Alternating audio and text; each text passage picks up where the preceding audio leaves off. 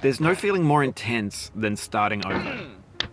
If you deleted your homework the day before it was due, as I have, or if you left your wallet at home and you have to go back after spending an hour in the commute.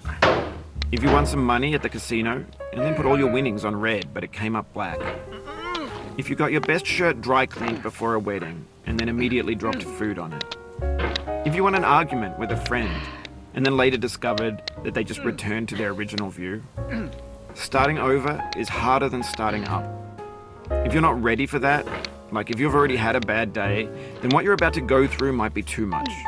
Feel free to go away and come back. I'll be here. Alright, thanks for coming with me on this trip. I'll understand if you have to take a break at any point. Just find a safe place to stop and quit the game. And don't worry, I'll save your progress, always, even your mistakes. This game is a homage to a free game that came out in 2002 titled Sexy Hiking. The author of that game was Jazuo, a mysterious Czech designer who was known at the time as the father of B games. And B games are rough assemblages of found objects. Designers slap them together very quickly and freely, and they're often too rough and unfriendly to gain much of a following. They're built more for the joy of building them than as polished products. In a certain way, Sexy Hiking is the perfect embodiment of a B game. It's built almost entirely out of found and recycled parts, and it's one of the most unusual and unfriendly games of its time. In it, your task is simply to drag yourself up a mountain with a hammer.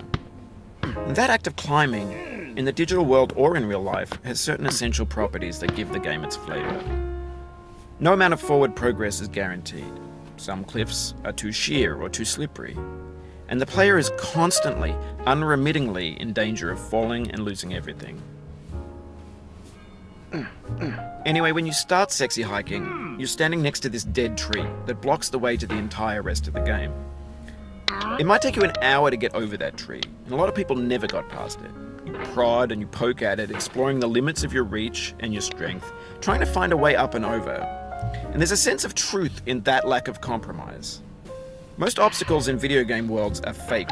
You can be completely confident in your ability to get through them once you have the correct method or the correct equipment or just by spending enough time. In that sense, every pixelated obstacle in Sexy Hiking is real. The obstacles in Sexy Hiking are unyielding, and that makes the game uniquely frustrating. But I'm not sure Jazuo intended to make a frustrating game. The frustration is just essential to the act of climbing, and it's authentic to the process of building a game about climbing. A funny thing happened to me as I was building this mountain. I'd have an idea for a new obstacle, and I'd build it, test it, and it would usually turn out to be unreasonably hard. But I couldn't bring myself to make it easier. It already felt like my inability to get past the new obstacle was my fault as a player rather than as a builder. Imaginary mountains build themselves from our efforts to climb them, and it's our repeated attempts to reach the summit that turns those mountains into something real. When you're building a video game world, you're building with ideas, and that can be like working with quickset cement. You mold your ideas into a certain shape that can be played with, and in the process of playing with them, they begin to harden and set until they're immutable, like rock. And at that point, you can't change the world. Not without breaking it into pieces and starting fresh with new ideas. For years now, people have been predicting that games would soon be made out of prefabricated objects, bought in a store and assembled into a world. And for the most part, that hasn't happened, because the objects in the stores are trash. I don't mean they look bad or that they're badly made, although a lot of them are. I mean they're trash in the way that food becomes trash as soon as you put it in the sink. Things are made to be consumed and used in a certain context, and once the moment is gone, they transform into garbage. In the context of technology, those moments pass by in seconds. Over time, we've poured more and more refuse into this vast digital landfill that we call the internet. It now vastly outnumbers and outweighs the things that are fresh and untainted and unused. When everything around us is cultural trash, trash becomes the new medium, the lingua franca of the digital age. And you can build culture out of trash, but only trash culture. B games, B movies, B music, B philosophy. Maybe this is what digital culture is. A monstrous mountain of trash, the ash heap of creativity's fountain. A landfill with everything we ever thought of in it. Grand, infinite, and unsorted. There's 3D models of breakfast, Gen X's fanfic novels, Scan magazines, green screen Shia LaBeouf, banned snuff scenes on LiveLeak. Facebook's got lifelike bots with unbranded adverts and candid shots of Kanye and Taylor Swift mashups, car crash epic failed GIFs, Russian dashcam vids, discussions of McRibs, discarded, forgotten, unrecycled, muddled, rotten, untitled. Everything's fresh for about 6 seconds, until some newer thing beckons, and we hit refresh. And there's years of persevering disappearing into the pile, out of style, out of sight. In this context, it's tempting to make friendly content that's gentle, that lets you churn through it but not earn it. Why make something demanding if it just gets piled up in the landfill, filed in with the bland things?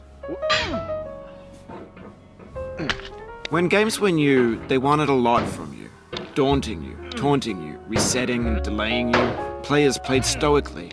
Now everyone's turned off by that. They want to burn through it quickly, a quick fix for the fickle, some tricks for the clicks of the feckless. But that's not you, you're an acrobat. You could swallow a baseball bat. Now I know, most likely you're watching this on YouTube or Twitch, while some dude with 10 million views does it for you. Like a baby bird being fed chewed up food. That's culture too. But on the off chance that you're playing this, what I'm saying is, trash is disposable, but maybe it doesn't have to be approachable. What's the feeling like? Are you stressed? I guess you don't hate it if you got this far. Feeling frustrated? It's underrated. An orange is sweet, juicy fruit locked inside a bitter peel. That's not how I feel about a challenge. I only want the bitterness. It's coffee. It's grapefruit. It's licorice. It feels like we're closer now. Composer and climber, designer and user. You could have refused, but you didn't. There was something in you that was hidden, that chose to continue. It means a lot to me that you've come this far, endured this much. Every wisecrack,